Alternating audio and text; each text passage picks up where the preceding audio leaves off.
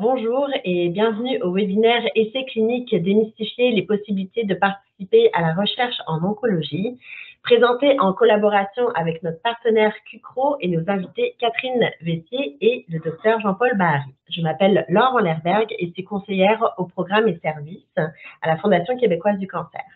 Et avant de commencer, je vais vous présenter brièvement notre offre de services dont Oncopus fait partie. Alors, la mission de la Fondation québécoise du cancer est de soutenir au quotidien les personnes atteintes d'un cancer et les proches partout au Québec. Alors, comme vous le voyez à l'écran, nous avons des services d'information avec la ligne InfoCancer. Ce sont des infirmières spécialisées en oncologie qui peuvent répondre à n'importe quel type de questions et les proches aussi, évidemment, peuvent appeler. À travers la ligne InfoCancer, vous avez aussi des nutritionnistes, des psychologues et des documentalistes qui peuvent vous faire des prêts de livres gratuits aller-retour. Nous proposons aussi du soutien psychologique avec du jumelage téléphonique. Alors présentement, nous avons une centaine de bénévoles qui sont actifs. Alors le jumelage téléphonique, ça fait du bien, évidemment. Ce sont des bénévoles qui sont encadrés et formés par les collègues à la ligne InfoCancer. Et évidemment, c'est gratuit et ça peut durer autant de temps que vous le souhaitez. Nous proposons aussi de l'art-thérapie.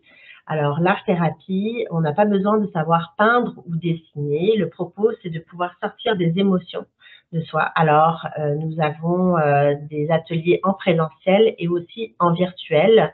Nous avons un groupe fermé pour les proches aidants et aussi pour les jeunes. Nous avons des programmes de bien-être physique avec de la massothérapie. Vous avez le droit, si vous êtes en traitement, à 6 massages, c'est 25 $ pour 1 heure. Alors, le massage, ça fait du bien, ça relaxe. Et évidemment, nos massothérapeutes sont spécialisés en oncologie. Nous avons aussi de la kinésiologie. Alors, la kinésiologie, c'est une forme de gymnastique douce. Lorsque vous êtes diagnostiqué pour un cancer, si vous le souhaitez, vous pouvez aller voir un kinésiologue. Parlez-en toujours évidemment avec votre médecin. Et lors de ce premier rendez-vous, vous allez faire une évaluation. Tout est gratuit d'ailleurs pour ce service-là aussi. Et le kinésiologue, selon le type de cancer que vous avez, les douleurs afférentes soit au cancer ou au traitement, va vous remettre un programme personnalisé juste pour vous et vous pourrez par la suite faire des suivis téléphoniques. Nous avons aussi des centres d'hébergement. Nous avons 6 centres, dont un à Montréal, Gatineau, Sherbrooke, Trois-Rivières, Lévis et Québec. Alors, une nuit à l'hébergement, c'est 30 $ avec 3 repas inclus. Nous avons aussi de l'aide financière. Alors, le PAVQ, le programme d'aide à la vie quotidienne, c'est un nouveau programme de l'année dernière. Donc, ça consiste en aide financière de dernier recours pour les personnes atteintes de cancer et qui sont sous le seuil de faible revenu et qui ne sont pas admissibles à aucun autre programme d'aide financière. Nous avons de l'aide juridique en partenariat avec Juripop. Donc, les personnes atteintes d'un cancer en situation de précarité financière peuvent faire appel à l'équipe d'avocats et de notaires de Juripop afin de les accompagner dans leur démarche juridique. Nous avons le soutien pour les 15-39 ans, donc c'est le programme Afélix. C'est un portail web où vous trouvez de l'information pertinente pour les jeunes adultes entre 15 et 39 ans avec des outils, des informations pertinentes liées à ce groupe d'âge, notamment avec la sexualité, la fertilité et voire même le retour aux études. Et nous avons le répertoire des ressources en ligne. Donc, nous avons ouvert en 2020 un bottin de ressources en ligne qui est sur notre site internet où nous avons répertorié plus de 2200 ressources qui sont séparées en 9 catégories. Donc, vous pouvez évidemment simplement aller voir sur notre site. Alors, je cède maintenant la parole à Madame Catherine Vessier. Bonjour et bienvenue donc à ce webinaire intitulé « Essais cliniques, démystifier les possibilités de participer à la recherche en oncologie » que j'ai le plaisir de vous présenter aujourd'hui. Donc, je remercie la Fondation québécoise du cancer de m'avoir invité à vous présenter ce webinaire qui, je l'espère, vous permettra de découvrir et de mieux comprendre la recherche clinique et ce qu'implique la participation à un essai clinique.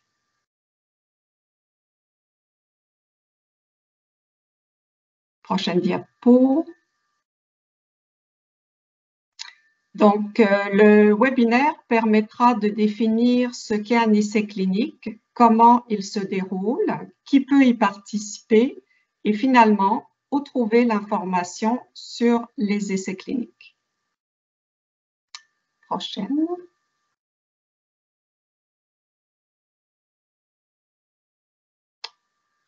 Donc, au cours des dernières décennies, on a pu constater une amélioration globale de la survie des patients ayant reçu un diagnostic de cancer. Ces progrès ont été réalisés grâce à une meilleure compréhension de la maladie, à des méthodes de dépistage plus performantes et aussi au développement de nouvelles thérapies. Donc, c'est la recherche, incluant la recherche clinique, qui a permis ces progrès. Prochaine. Donc, pour commencer, pour introduire en fait la recherche clinique et ce qu'est un essai clinique, on aime bien présenter en fait la définition de ce qu'est un essai clinique. Alors, on peut dire que c'est une étude qui est menée par un médecin-chercheur en collaboration avec des patients pour évaluer un traitement expérimental ou une nouvelle technique médicale.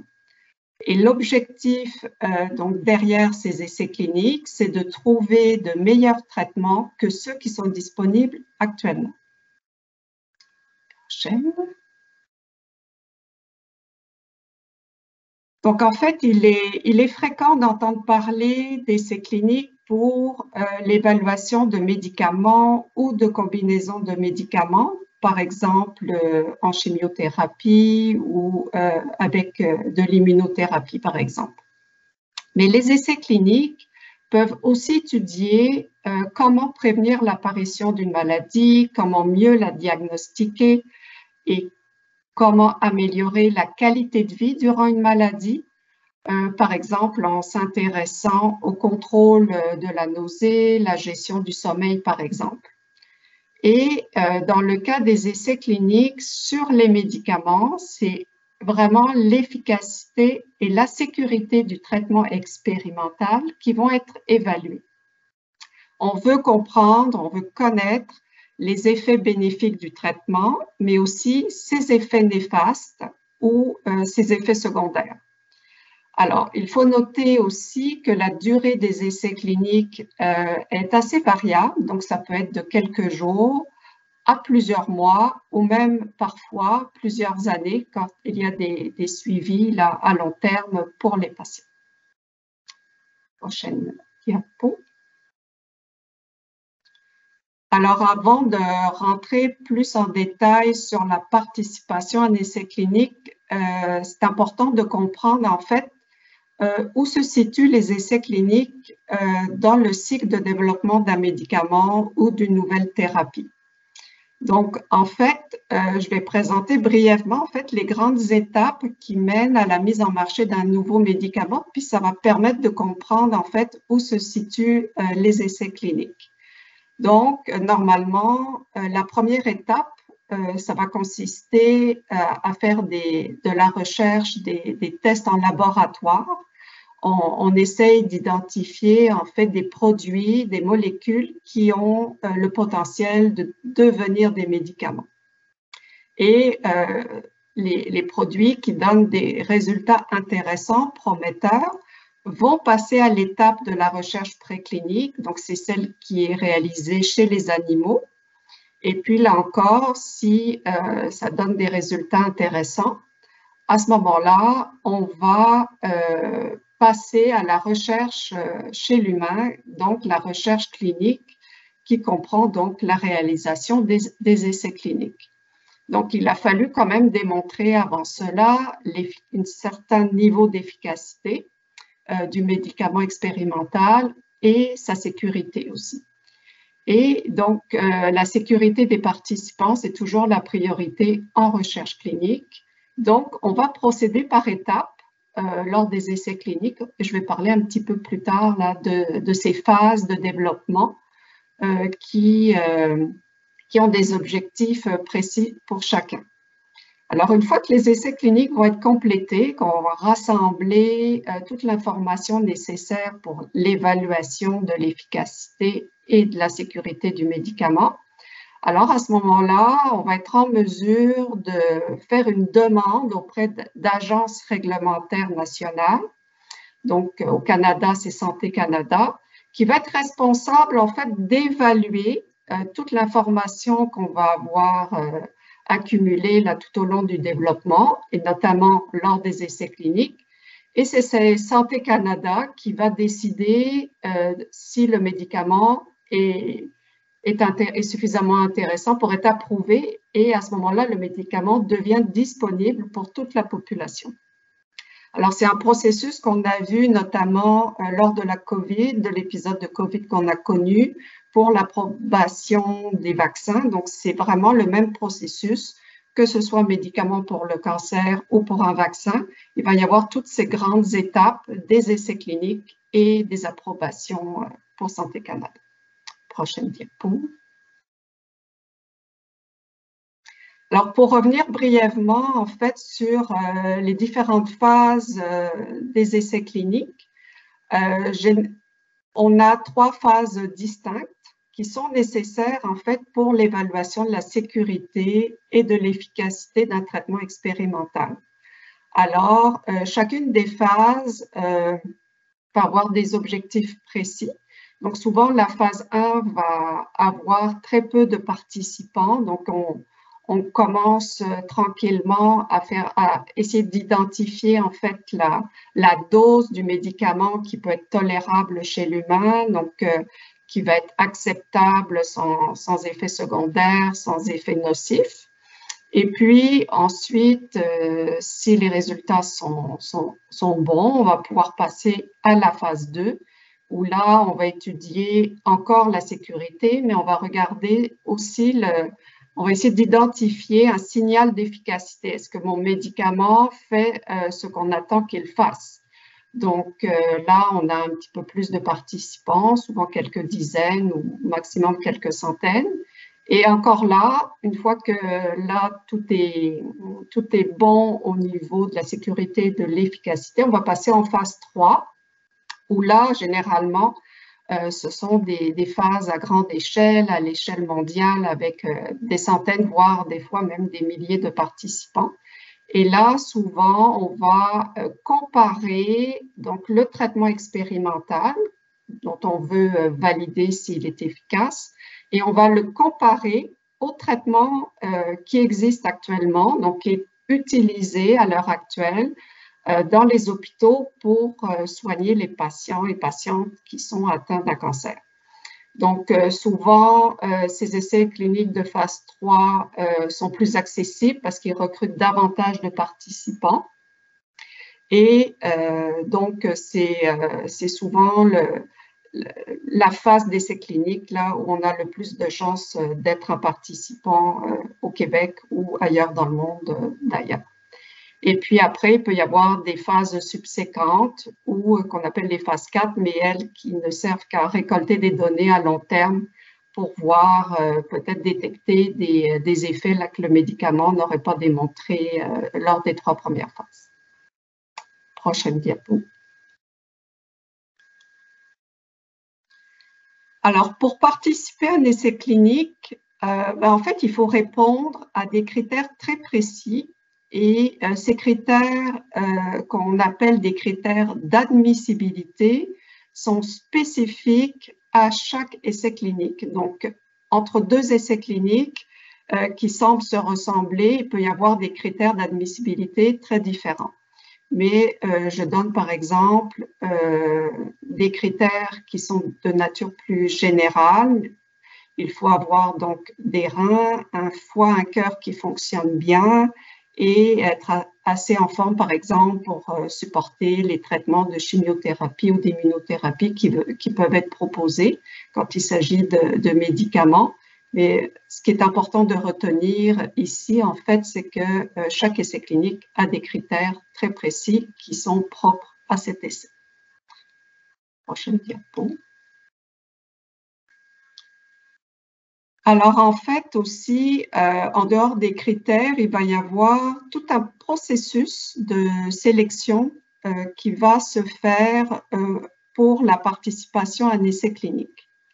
Alors, je montre à l'écran, en fait, les différentes étapes principales, en fait, de ce processus. Donc, la plupart du temps, les patients vont être approchés directement par un médecin investigateur d'une équipe de recherche.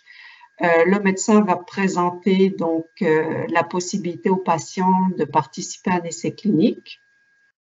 Si le patient est intéressé par l'essai qui lui est proposé, à ce moment-là, le processus de consentement va s'enclencher. Donc, on va fournir toute l'information pertinente au sujet de l'essai aux patients, donc aux participants potentiels.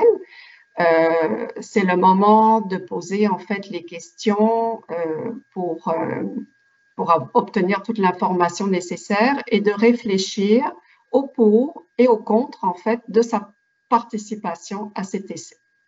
Alors, une fois qu'on est satisfait de l'information que l'on a obtenue, on va décider si on accepte de participer ou non. Le choix est libre et éclairé.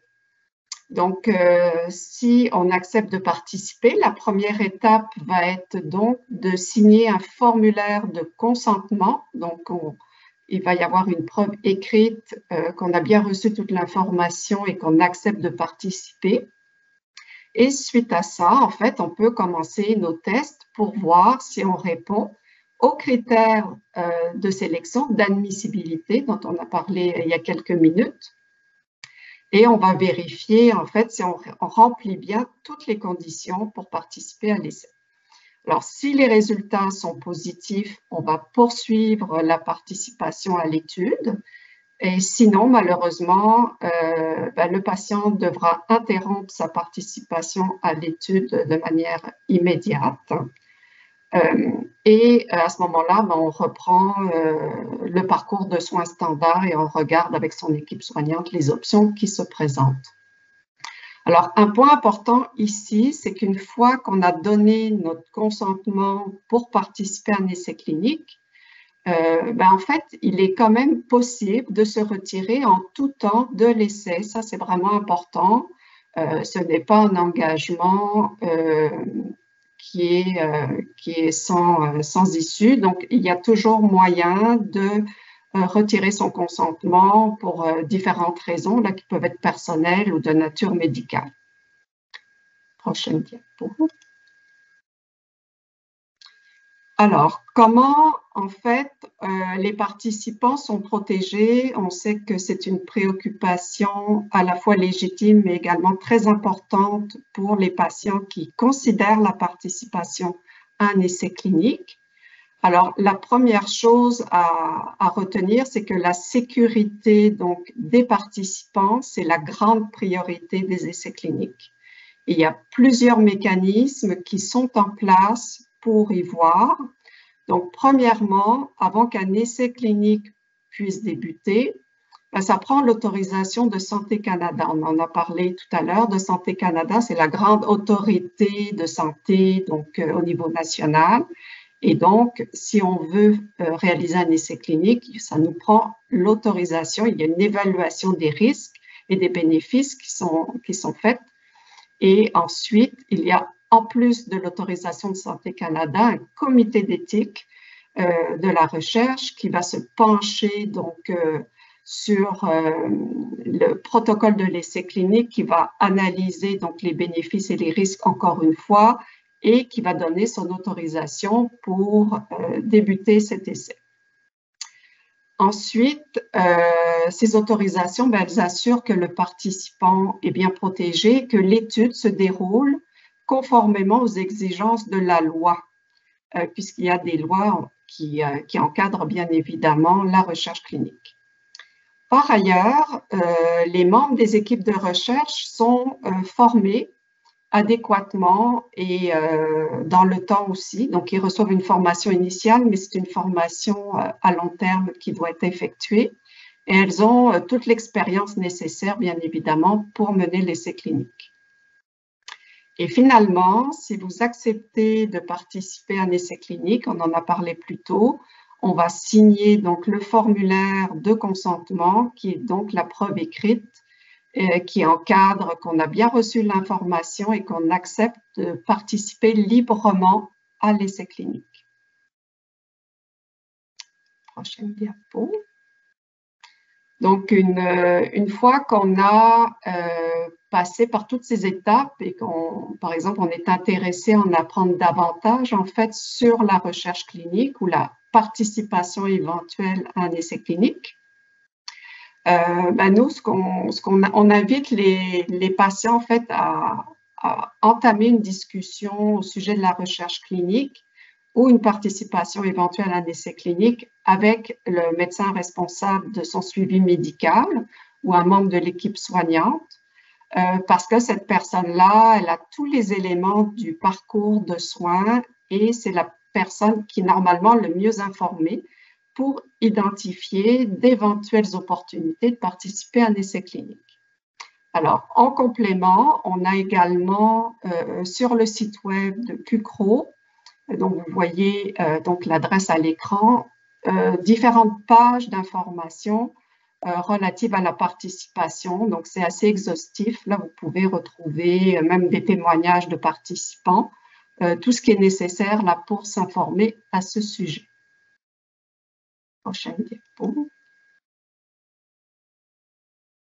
Donc, en plus des pages patientes sur notre site, en fait, il existe une plateforme qui est disponible en ligne. Donc, vous voyez donc l'adresse à l'écran qui s'appelle OncoQuébec, à l'adresse oncoquebec.com, en fait, qui est un registre de tous les essais cliniques qui sont actuellement disponibles au Québec.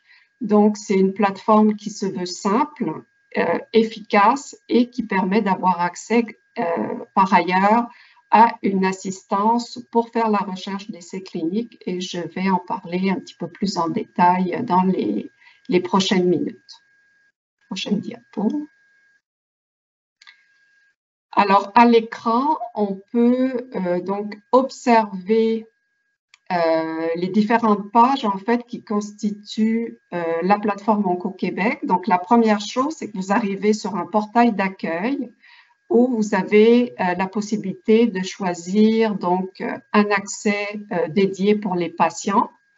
Vous allez arriver donc sur une page d'accueil qui est structurée en fait pour permettre une recherche d'essais cliniques en fonction de sa condition médicale par différents moyens. C'est un portail qui a été développé avec des patients partenaires, donc qui est censé être facile d'utilisation, puis qui offre plusieurs façons de chercher parce que on a des personnes là qui préfèrent taper des mots-clés, d'autres qui préfèrent aller directement en cliquant sur leur site tumoral et on a aussi la possibilité d'ouvrir une série de filtres qui permet de sélectionner par exemple les hôpitaux, la ville, le stade de la maladie, le type de traitement si vous êtes intéressé des fois de voir par exemple les traitements en immunothérapie ou donc toute une sélection de filtres qui vont vous amener, une fois ces sélections faites, vers des pages de résultats et des pages qui vont vous décrire en fait très en détail et de manière simplifiée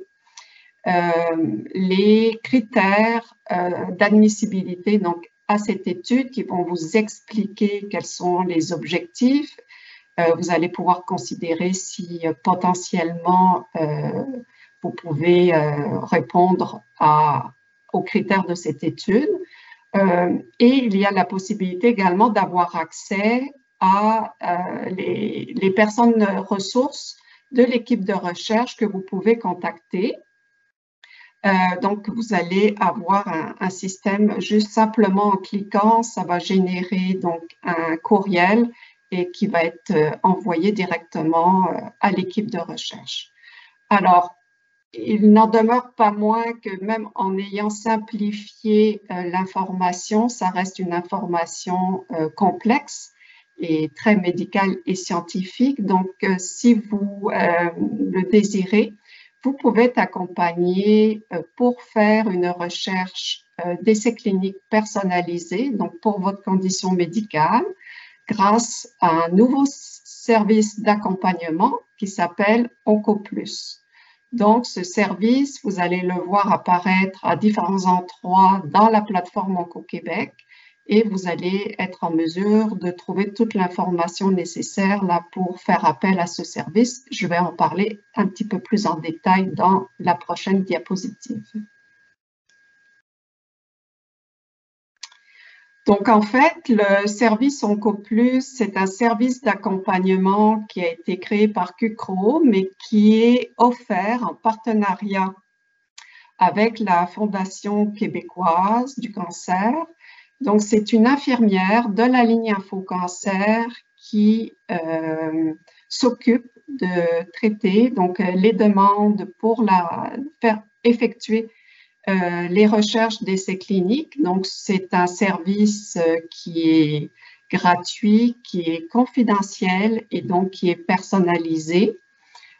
Il est possible d'avoir accès à ce service soit par téléphone, soit en complétant en fait un formulaire en ligne qui permet, une fois rempli, pour nous d'obtenir les informations reliées à votre condition médicale qui sont nécessaires pour nous pour identifier des essais cliniques potentiels auxquels la personne pourrait participer. Donc, c'est un service qui existe depuis un petit peu moins d'un an. Il y a déjà près de 100 personnes là, qui ont pu bénéficier de ce service.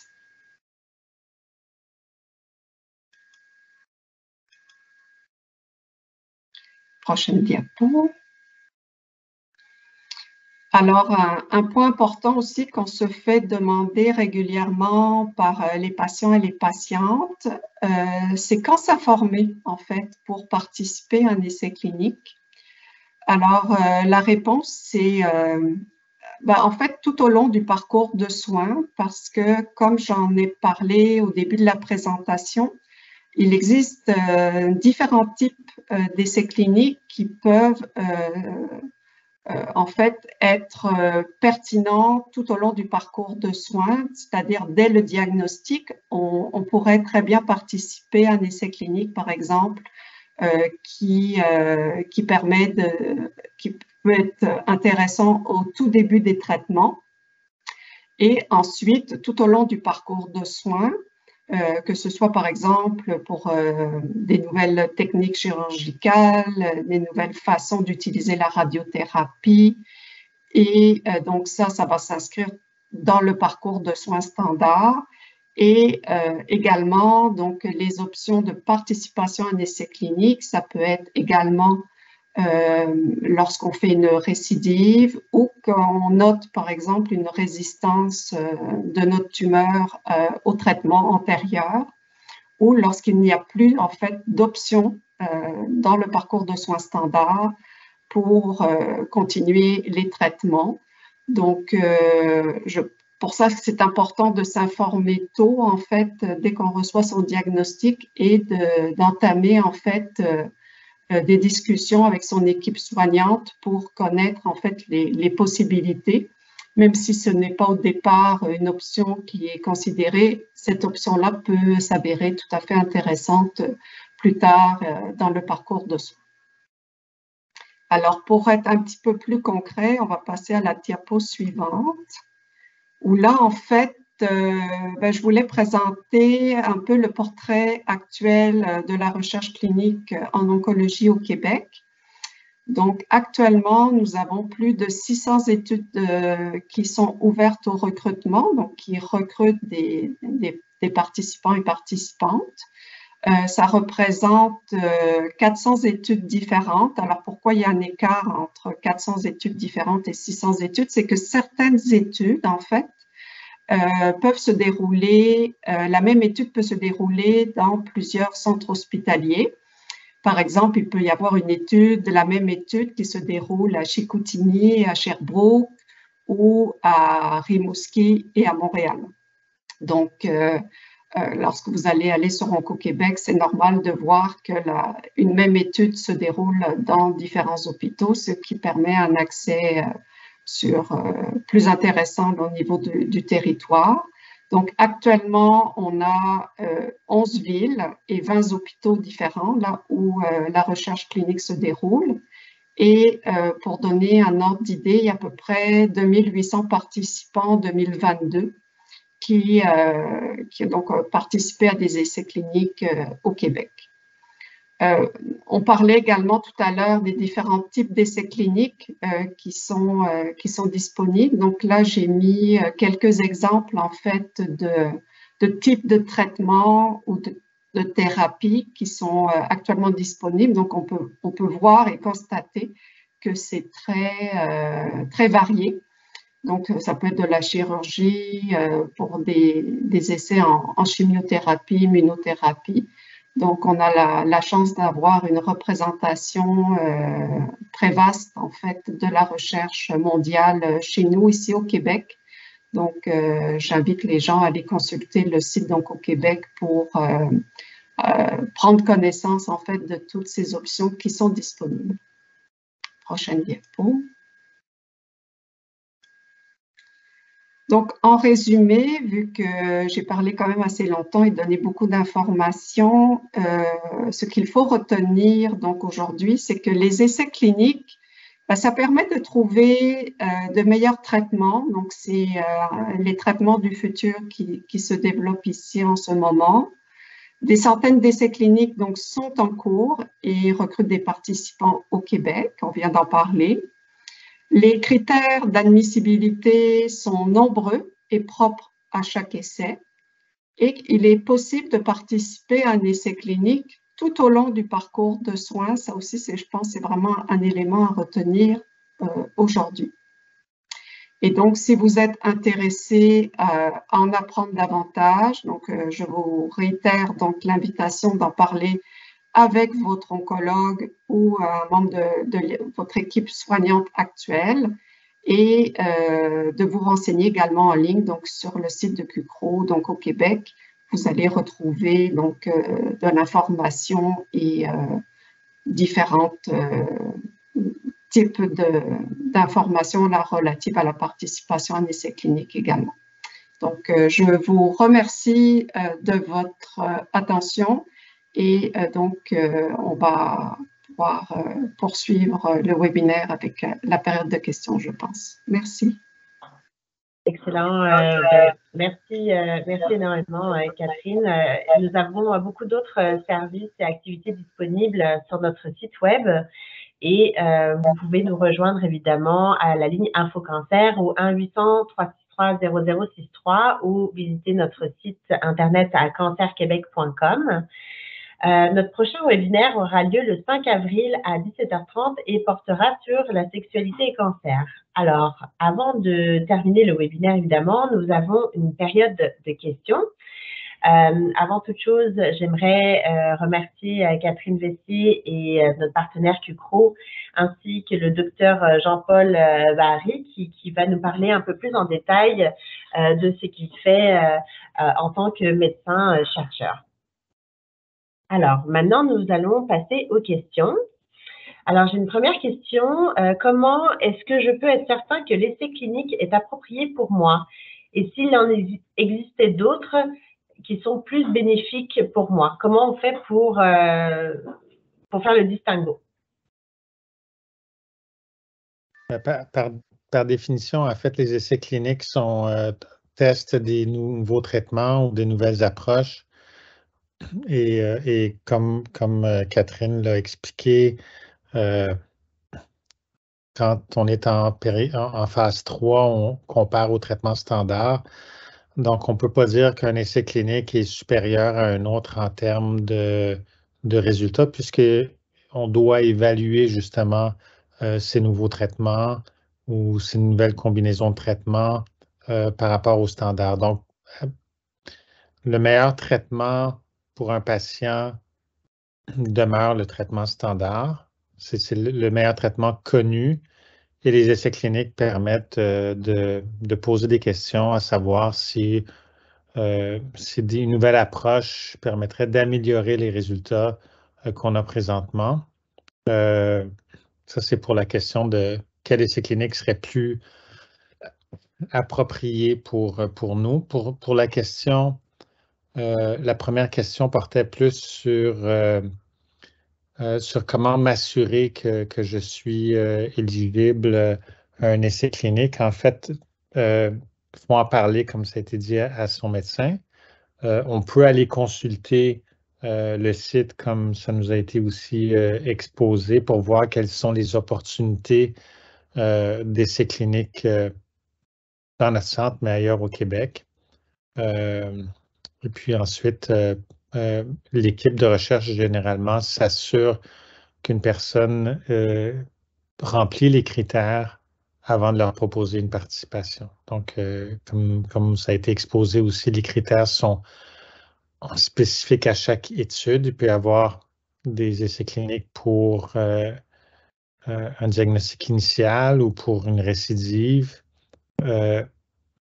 Et donc, il faut vraiment vérifier où on en est dans notre stade avec l'équipe traitante. Ils vont vous permettre de circuler à travers tout ça. Merci. J'ai une autre question. Quel genre de tests et traitements sont utilisés lors d'un essai clinique? Alors, on l'a vu un peu plus tôt, je sais, dans la diapositive, mais peut-être apporter un complément d'information? Je pense que ça a été bien expliqué dans la diapositive. Il y a des essais cliniques qui vont regarder différentes approches chirurgicales, des nouveaux traitements de radiothérapie, des nouvelles façons de donner la radiothérapie. On a vu le parcours un peu à travers de l'approbation de nouveaux médicaments. C'est un processus qui est assez onéreux et assez long. Il peut y avoir l'immunothérapie. Donc, c'est vraiment, il y a toutes sortes d'opportunités. Puis, il y a aussi des essais cliniques qui ne regardent pas nécessairement dans l'amélioration de la survie, mais une diminution des effets secondaires ou une augmentation de la qualité de vie. Donc, il y a toutes sortes de possibilités dans les types d'essais cliniques qui sont effectués. Merci. Une autre question, est-ce que j'ai besoin d'être en milieu hospitalier pour les traitements?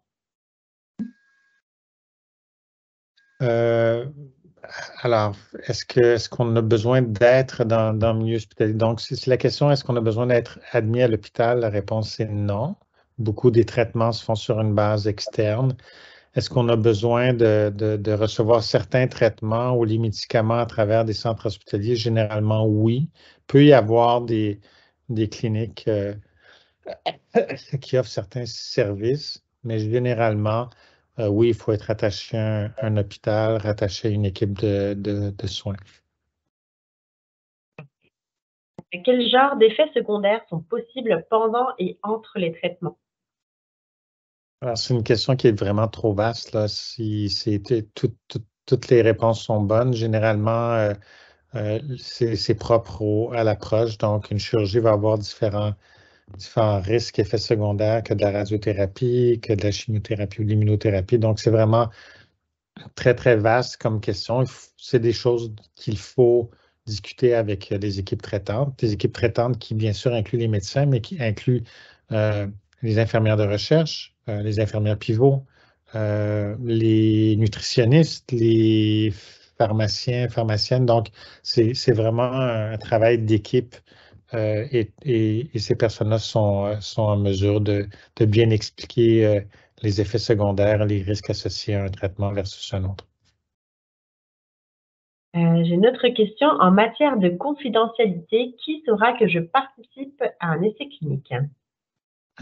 Alors, normalement, c'est l'équipe traitante qui va être au courant. Ça va être identifié aussi dans le dossier hospitalier au cas où il y a une visite à l'urgence, si on a besoin, par exemple, de savoir que la personne est sur un essai clinique, mais ça va rester dans le domaine de la confidentialité du dossier médical. Ça sera pas, et les données qui sont corrigées pour l'étude sont dénominalisées. Donc, c'est pas, il y a pas, les patients ne sont pas identifiés quand on fait des analyses statistiques.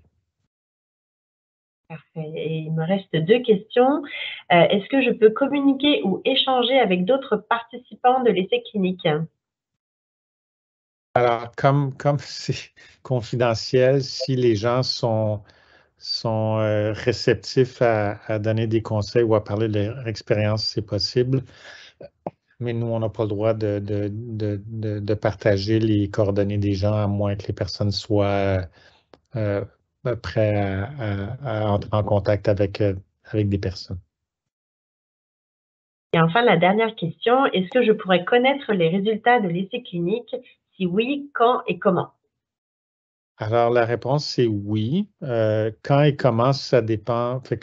Ça dépend du type d'essai clinique. Il y a des essais cliniques qui prennent, ça a été mentionné aussi, des années avant qu'on ait les résultats. Il y a et d'autres où on s'attend qu'il y ait des résultats assez rapidement.